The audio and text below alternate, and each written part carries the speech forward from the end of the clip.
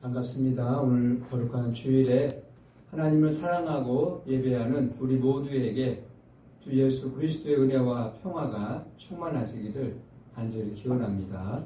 아멘. 유대교, 기독교, 이슬람교 이 세계 3대 종교 믿음의 조상 아브라함이라 일컬어지고 있습니다. 아브라함을 통해서 우리는 신앙이 무엇인지, 믿음이 무엇인지를 분명하게 알 수 있죠. 아브라함은 본토, 친척, 아비집을 떠나라고 하는 하나님의 말씀, 그리고 땅과 후손을 주겠다라고 하는 이 약속의 말씀을 믿고 고향, 친척, 아비집을 떠났지요. 그의 눈에 보이는 땅도 없었고 또 후손도 없었고 아무것도 손에 잡히는 것은 없었지만 오직 하나님의 약속의 말씀을 믿고 길을 떠났습니다. 그리고 그가 100세에 얻은 이삭 아들을 하나님께서 바치라 하실 때에 그 아들을 바쳤죠.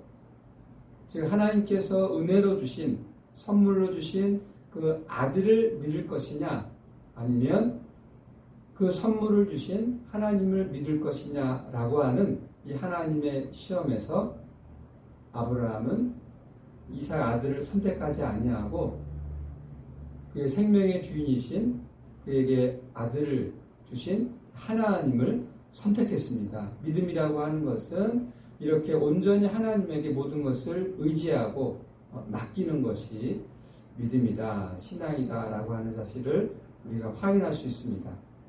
오늘 설교 본문은 그 아들 이삭 출생에 관한 이야기의 한 토막입니다. 그 당시 아브라함의 나이는 99세였어요.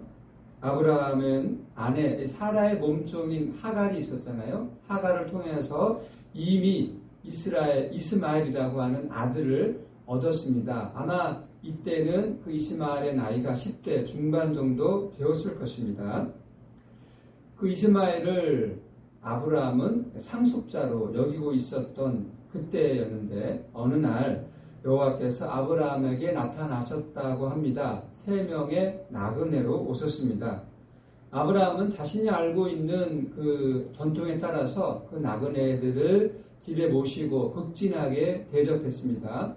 상세한 내용이 오늘 설교 본문에 자세하게 구체적으로 묘사되어 있습니다. 환대를 받은 나그네들이 아브라함에게 묻기를 아내 사라는 어디 있습니까? 라고 물었지요. 사라는 이 낯선 남자들이었기 때문에 같이 있지 아니하고 장막 안에 머물러 있었습니다. 나그네들이 아브라함에게 이상한 말을 하지요. 내년 이맘때에 우리가 여기에 다시 올 것인데 그때에 사라에게 아들이 있을 것이다 라고 이야기를 해 주었습니다. 지금 아브라함과 사라의 나이는 이제 아이를 낳을 그런 나이는 아니었죠. 한참 지났습니다. 늙었죠. 사라의 생리도 끊어진 지 이미 오래되었다고 합니다. 사라는 장막 안에서 이런 대화를 듣고 웃었다고 하지요. 환대를 받았기 때문에 나그네들이 덕담 차원에서 이런 이야기를 한 것이다 라고 생각했는지 모르겠습니다. 여호와께서 아브라함에게 다음과 같이 말씀하셨습니다. 13절과 14절의 말씀입니다. 여호와께서 아브라함에게 이르시되 사라가 왜 웃으며 이르기를 내가 늙었거늘 어떻게 아들을 낳으리요 하느냐. 여호와께서 능하지 못한 일이 있겠느냐. 기한이 이를 때에 내가 내게로 돌아오리니 사라에게 아들이 있으리라. 이삭 출생에 관한 이 이야기는 이제 21장에 가서 아브라함과 사라에게 현실이 되죠. 사라가 아들을 낳았습니다. 그 이름을 이삭이라 불렀고요. 8일 만에 이삭에게 할례를 행했습니다. 당시 아브라함의 나이 100세였습니다. 이런 이야기를 읽으면 어떻습니까? 정말 우리가 재미있는 전래 동화를 읽는 것과 같은 그런 느낌을 받을 수 있습니다. 또 어떤 사람들은 이런 일이 오늘 기록된 대로 사실 그대로 일어난 것이라고 믿습니다. 이런 믿음의 바탕에는 오늘 본문이 기록하고 있는 것처럼 13절과 14절의 말씀처럼 하나님이 전능하시다. 하나님이 전능하시다는 사실에 놓여 있습니다. 물론 그렇지요. 하나님은 전능하신 분이라고 하는 것이 성경의 핵심 내용이죠. 사도신경에도 이렇게 시작합니다. 나는 전능하신 아버지 하나님, 천지의 창조주를 믿습니다. 이 고백부터 사도신경이 시작되지요. 하나님의 그 전능하심은 주로 초자연적인 능력으로 우리가 이해를 하고 있잖아요. 모세 시절에 그 지팡이를 들었을 때에 홍해가 갈라지고 이스라엘 백성들이 바다를 육지처럼 걸었다는 이야기, 여호수아가 가나안에 들어가서 전쟁을 하고 있을 때에 해와 달이 멈춘 그런 초자연적인 그런 능력을 하나님의 전능하심으로 이해합니다. 그렇습니다. 생리현상이 끝난 이 사라가 아들 이삭을 낳은 이 사건도 하나님의 초자연적인 능력을 가리킨다고 사람들은 생각합니다. 이런 생각에 몇 가지 반론이 제기될 수 있습니다. 그 생각들 중에 하나는 이것이죠. 하나님의 전능하심과 그리고 이 세상에서 벌어지고 있는 끔찍한 재난들, 이게 서로 모순된다라고 하는 겁니다. 하나님이 전지전능하신다라고 한다면 이 세상에 왜 이렇게 많은 자연재해들과 또 인생을 파괴하는 또 불행과 재난들, 사고들, 질병들, 그리고 정말 그런 일들이 일어나고 있잖아요. 하나님이 전능하시다라고 하면 왜 그런 일들을 내버려 두시는 것일까라고 하는 이런 모순이 있는 거죠. 이런 질문에 우리는 아직 완전한 대답을 갖지 못하고 있습니다. 다만 소극적이면서 제한적인 몇 가지 대답을 우리가 알고 있죠. 첫째로 하나님의 전능하심과 세상에서 일어나는 이 재난과 불행들, 그런 것들을 어떻게 우리가 이해할 수 있느냐라고 할 때, 첫째로 하나님은 그 불행과 재난 그 자리 가운데 함께 하신다는 것입니다. 예수님의 십자가 사건을 생각을 해보십시오. 그 십자가 처형보다 더 끔찍한 재난은 없는 거지요. 마태복음에 따르면 예수님의 다른 이름은 임마누엘이잖아요. 예수님은 하나님이 우리와 함께 하시는 분입니다. 바울에 의하면 예수님의 얼굴에 하나님의 영광이 나타났다고 하잖아요. 예수님의 운명에서 우리는 하나님의 영광을 봅니다. 그러니까 그 예수님에게 하나님이 함께 하시는 거잖아요. 십자가에 예수님이 달리셨다고 한다면 그 자리에 하나님이 함께하고 계시는 것입니다. 십자가 죽음조차도 하나님이 함께 하시는 자리라고 한다면 우리가 상상할 수 있는 모든 불행과 재난 그 자리에 하나님이 함께 하신다 말할 수 있는 거죠.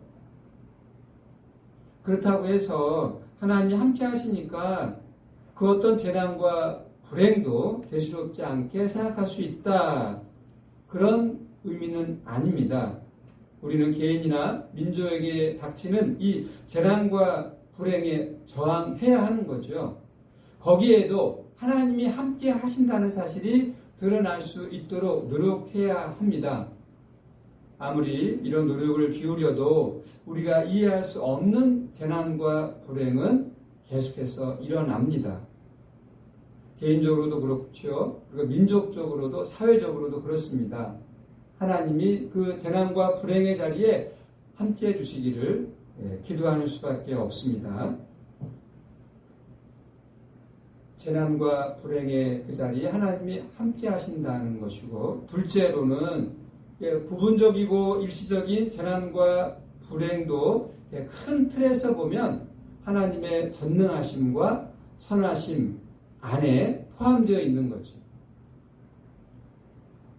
교환복에는 그 중간에 불협화음이 있을 수 있습니다.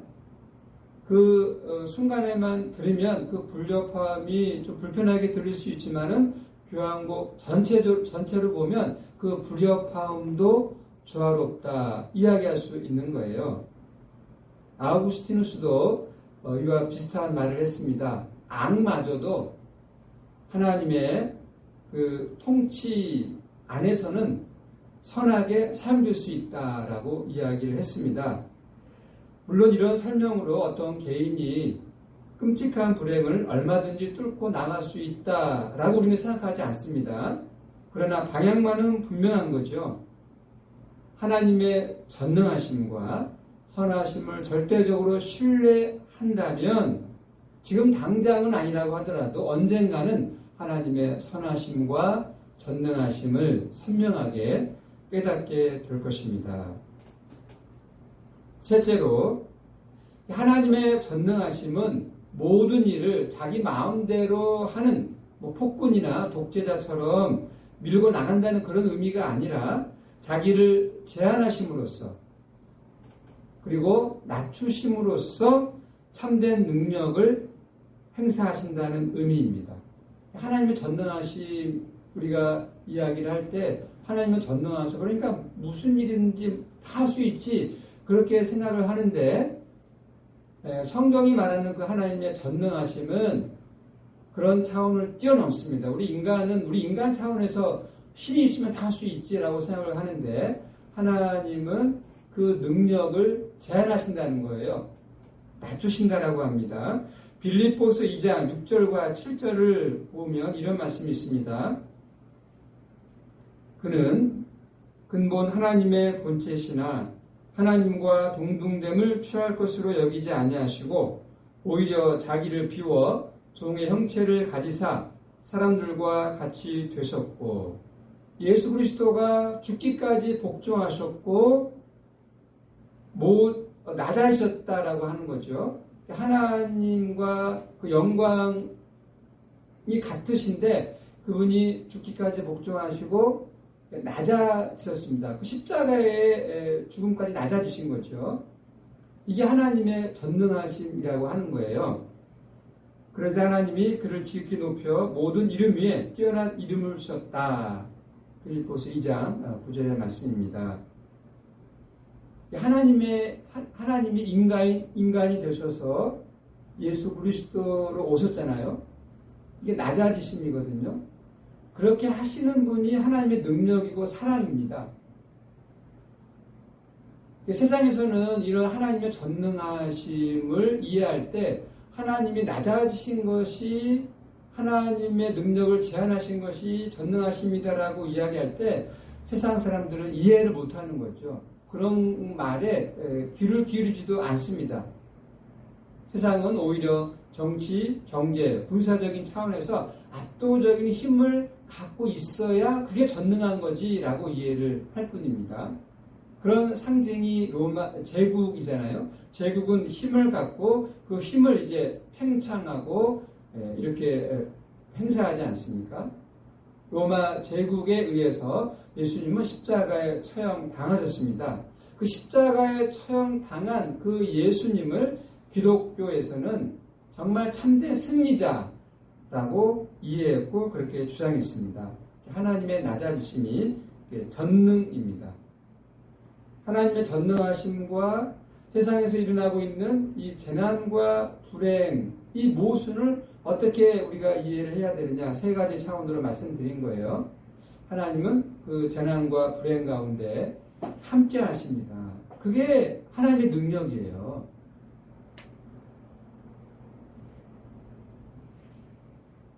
부분적으로는 우리가 이해하지 못하는 때로는 그 고난과 불행 앞에서 우리가 힘들어하기도 하지만은 그게 하나님의 능력 안에서는 우리를 선하게 인도한다는 것이죠. 우리가 피상적으로 이해하는 전능, 힘, 능력 그것이 인간의 차원이 아니라 하나님의 차원에서 바라보아야 한다는 것입니다.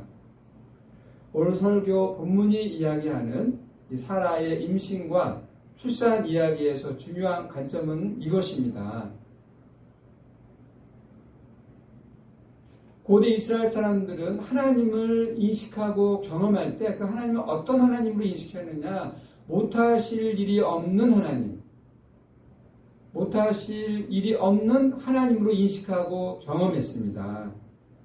능력의 하나님으로, 전능의 하나님으로 인식하고 경험했다는 거죠.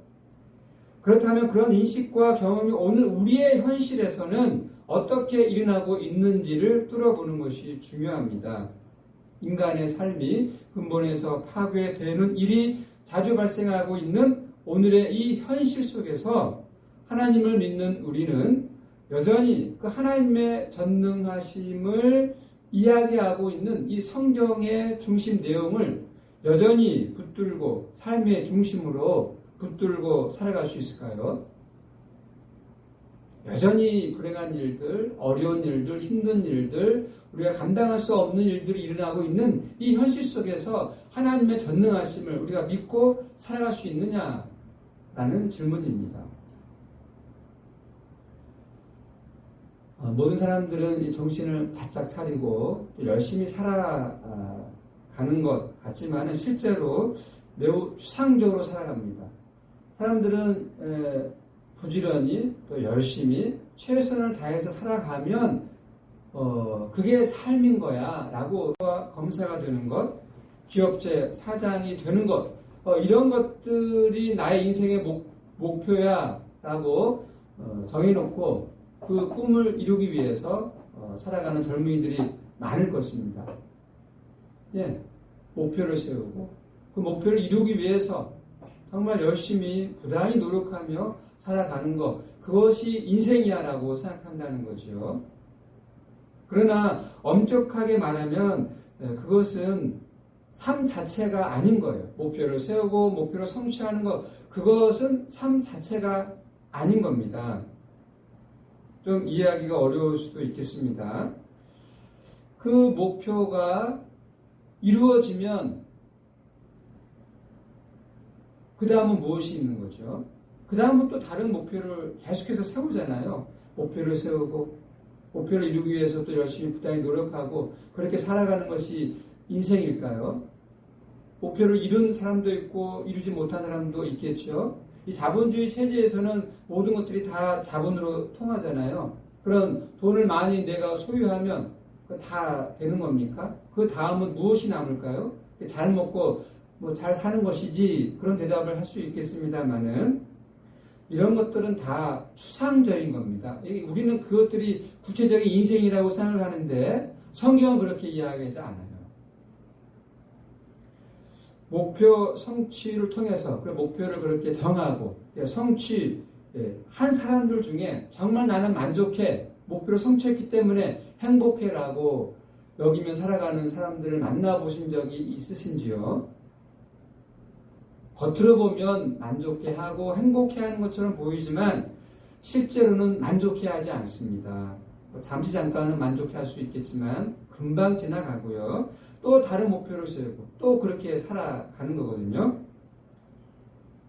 우리의 실제 삶의 실체는 그런 목표와 또 목표 성취가 아니라 하나님과의 관계에서 주어진다 라고 하는 것이 성경의 가르침입니다. 그게 실체예요. 하나님과의 관계에서 주어집니다. 삶의 내용은, 삶의 실체는 말입니다. 생명 충만하게 하시는 분이 바로 하나님이잖아요. 그 하나님 밖에서 우리가 많은 어떤 계획을 세우고 성취한들 그런 것들은 다 허무에 떨어질 뿐입니다. 나쁘다는 것이 아니고.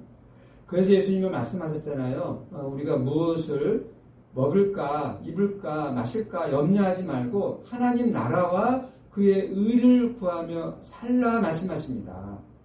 그렇다고 예수님이 먹고 마시고 살아가는 거 부정하는 게 아니거든요. 그 하나님의 나라와 의, 그것이 바로 우리 존재의 근거, 삶의 근거이기 때문입니다. 그 하나님의 나라와 의가 그렇게 눈에 보이는 방식으로 이렇게 손에 잡히는 것은 물론 아닙니다. 하나님만이 행하실 수 있는 생명의 참된 능력, 그게 하나님의 통치, 하나님의 나라이잖아요.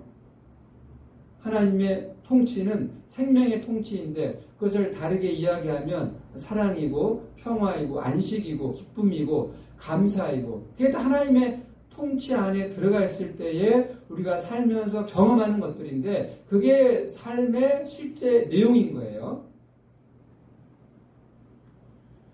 따라서 하나님은 어떤 상황에서도 우리가 생명을 느끼고 경험할 수 있도록 우리를 인도하고 이끌어가고 계십니다. 그 능력이 바로 못하실 일이 없는 하나님의 전능하심입니다. 어떤 상황에서도 하나님의 전능하심은 사라지지가 않는 것이고 우리가 느끼고 경험할 수 있는 것입니다. 여기서 한 걸음 더 나아가면 하나님은 그냥 못하실 일이 없는 분이 아니라 선하게 못하실 일이 없는 하나님. 선한 일에 있어서 하나님은 못하실 일이 없는 하나님이십니다. 우리를 선하게 인도해 간다는 거예요. 역사와 인생 가운데서 그 구체적인 내용이 어떻게 드러나는지 우리가 다 알지 못할 뿐이지 하나님이 선한 능력이라는 사실은 분명합니다. 하나님의 선한 능력, 곧 다르게 이야기하면 사랑입니다. 하나님의 사랑. 그 하나님을 믿기 때문에 우리는 우리에게 무슨 일이 일어날지 걱정하지 않는 거죠. 선하신 하나님이기 때문에 또 능력이 있는 분이시기 때문에 그렇습니다. 여기서 흔한 말로 불치병에 걸려도 괜찮다는 말이냐 그런 질문이 가능합니다. 그렇게 불치병에 걸리는 일이 일어나면 물론 힘들겠죠. 어려울 것입니다. 그렇지만 그 방식으로도 하나님은 우리를 사랑하신다고 우리는 믿습니다. 그런 불행한 순간을 혼자서 간단히 해결할 수는 없겠지만 하나님은 못하실 일이 없으신 분이기 때문에 우리가 그 상황을 돌파할 수 있도록 극복할 수 있도록 어딘가에 길을 열어두신다는 사실을 믿습니다. 궁극적으로는 죽음의 순간도 돌파할 수 있도록 우리를 도와주실 것입니다. 하나님은 우리가 생각하는 것보다 훨씬 높고 크고 기쁘신 절대적인 사랑의 능력이기 때문입니다. 이런 분을 우리가 믿고 지금 살고 있다라고 하는 것이 얼마나 감사하고 복된 일입니까? 하나님은 전능하신 분인데 그 앞에 선함으로 우리를 이끌어 가시는 능력이 하나님에게 있다는 그 사실 정말 감사합니다. 이것이 정말 옳은 신앙일까요? 종교적인 자기 합리화는 아닐까요? 다시 말씀드리지만은 우리의 인생이 잘 풀려야 된다 그런 이야기를 하고 있는 게 아니에요. 우리 인생이 잘 안 풀려도 고난의 연속이고 불행의 연속이라 할지라도 전혀 다른 차원에서 비밀스러운 방식으로 우리가 다 알지 못하는 방식으로 하나님이 그 자리에 우리가 원치 않는 우리가 바라지도 않는 그런 불행이나 또는 어려운 그 자리에 하나님이 함께 하시고 하나님이 사랑하신다는 사실을 믿기 때문에 우리는 지금도 감사하며 그렇게 살아갈 수가 있는 것입니다. 문제는 우리가 그 하나님을 잘 알지 못하고 그 하나님의 선하심과 그 참된 능력, 그 사랑으로 우리를 만나시는 그분을 우리가 경험하지 못한다는 것이 문제입니다. 지금 코로나 사태로 세계 모든 사람들이 다 힘들어하고 있습니다. 참 불편한 일들이 많지요. 그러나 이런 불편한 일들이 많고 우리의 어떤 경제도 어려워지고 있지만은 이런 상황 가운데서도 오늘 이렇게 우리가 거룩한 주일 하나님을 예배하면서 그 하나님의 영광 가운데 또 은혜 충만한 예배를 우리가 드릴 수 있잖아요.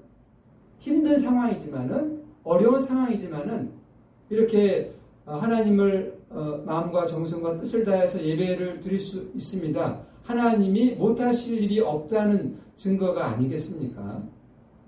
하나님의 능력이 없다면 이런 일들이 일어나지 않을 텐데 일어나고 있다라고 하는 것은 하나님의 전능하심이 이야기하는 거죠.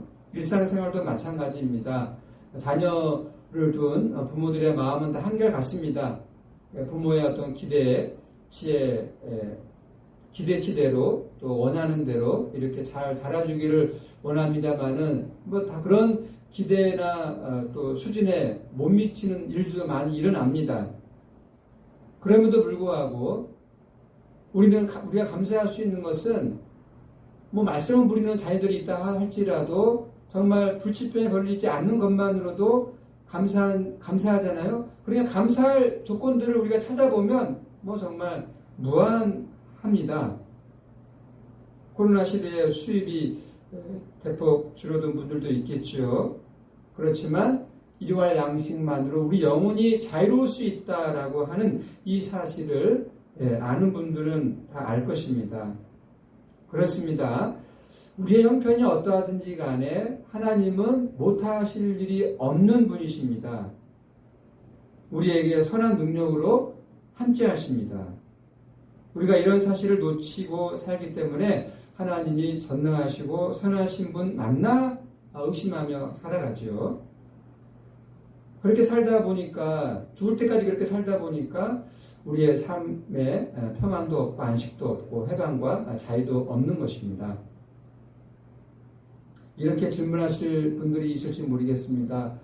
그렇게 하나님의 전능하심과 선하심을 믿고 온전하게 살고 싶은데 그게 잘 안 된다. 어떻게 하면 그 하나님을 정말 제대로 믿고 의지하고 살아갈 수 있는가? 그 방법을 좀 가르쳐 달라. 이런 질문이 가능합니다. 저도 아직 완전한 믿음의 그런 어떤 수준에 들어가지 못했다는 점을 말씀드리면서 이야기를 들려드리겠는데요. 바울도 그런 고백을 했잖아요. 이미 내가 얻었다 함이 아니다. 내가 이미 구원을 얻었다 함이 아니라 구원을 이루기 위해서 달려갈 뿐이다 라고 이야기를 하고 있잖아요. 달려갈 뿐입니다. 그 달려가야 할 방향을 우리가 분명하게 붙잡고 가는 것이 중요하죠. 최선은 이것입니다. 십자가에 처형당한 그 예수님에게 가까이 가는 것입니다. 한번 가까이 가는 것으로 끝나는 것이 아니라 꾸준히 구도적으로 예수님에게 가까이 가는 것입니다. 그런 과정 속에서 그 십자가에 달려 예수님이 어느 순간에 우리에게 정말 생명의 궁극적인 현실성으로 참된 생명의 능력으로 우리에게 다가올 것입니다. 어둠을 밝히는 빛으로 예수님이 우리에게 다가올 것입니다. 우리가 지금 예수님과 함께 십자가에 달렸다는 사실을 믿을 수 있다면, 붙잡을 수 있다면 세상에서 우리가 배운 또 알고 있는 그런 삶의 기준들과는 전혀 다른 삶의 기준들이 우리 눈에 들어올 것입니다. 그래서 예수님도 그렇게 말씀하셨잖아요. 가난한 자가 복이 있다. 높은 자리에 앉는 자가 그게 뭐 대단한 것이 아니고 낮은 자리에 내려갈 수 있는. 왜요? 하나님께서 이미 우리를 높여주셨기 때문에 우리가 높은 자리에 있기 때문에 낮아질 수 있는 거거든요. 그런 삶의 기준들 성경 말씀에 무궁무진하게 우리에게 들려주고 있는데 그런 삶의 기준들이 우리에게 다가오는 거죠. 예수님에게 가까이 가면 갈수록 이 세상의 기준과는 다른 하나님 말씀하시는 삶의 기준들이 우리 안에 들어오게 될 것입니다. 영원한 생명의 실체, 참된 삶의 실체가 우리에게 다가올 것입니다. 스데반이 순교할 때에 보았던 것처럼 하늘이 열리고 인자가 하나님 우편에 서 계시다는 것을 보았다고 하잖아요. 그런 것들을 우리가 보고 경험하게 될 것입니다. 사랑하는 성도 여러분, 지금은 이런 코로나 사태뿐만이 아니라 정말 세계가 살아간다는 것이 정말 힘들고 어렵습니다. 국제관계도 치열하고요, 살벌하고요. 이 과학 문명은 날로 이렇게 발전해 가지만은 거기에 따라 또 이 지구 생태계라든가 기후 온도 변화라든가 정말 이 지구의 존재 자체가 위험할 정도로 그런 일들 속에서, 사건들 속에서 우리가 지금 살아가고 있습니다. 정신을 차리지 못할 정도인데, 그러나 한 가지만 잊지 마시기를 바랍니다. 오늘 이 설교 본문에 아브라함과 사라에게 이 아들 이삭을 약속하신 그 하나님은 이런 하나님이십니다. 우리의 삶을 선하게 이끌어 가시는, 그리고 그 어떤 자리에 있든지 우리가 하나님은 우리와 함께 하신다라고 하는 이 사실을 기억하며 살아가시기를 간절히 기원합니다. 아멘. 기도하겠습니다. 하나님, 오늘 저희들 아브라함과 사라에게 들려주신 말씀, 이삭 출생에 관한 약속의 말씀을 전해 들었습니다. 늙은 나이에 아들을 얻는다는 것이 아브라함과 사라에게는 불가능한 일이라고 생각했을 것입니다. 오늘 저희들도 그렇게 생각하며 살아갑니다. 돈을 많이 가지고 있어야 행복하고, 높은 자리에 올라가서 인정을 받아야 만족하고, 다른 사람들과 비교할 때 조금이라도 더 나은 처지에 있어야 될 것 같은, 그래서 목표를 이루어야 성공한 인생이라고 생각하며 살아갑니다. 삶의 행복, 생명의 충만은 오직 하나님과의 관계를 통해서만 가능하다라고 하는 사실을 우리는 다시 한번 오늘 말씀을 통해서 깨닫게 됩니다. 자본과 업적과 성취가 삶의 능력이 아니라 선하신 능력의 하나님을 아는 것, 믿고 신뢰하는 것, 십자가의 예수님에게 더 가까이 가는 것이 바로 삶의 참된 능력임을 깨닫습니다. 그렇게 살아가도록 성령이여 도와주시옵소서. 예수님의 이름으로 기도드립니다. 아멘.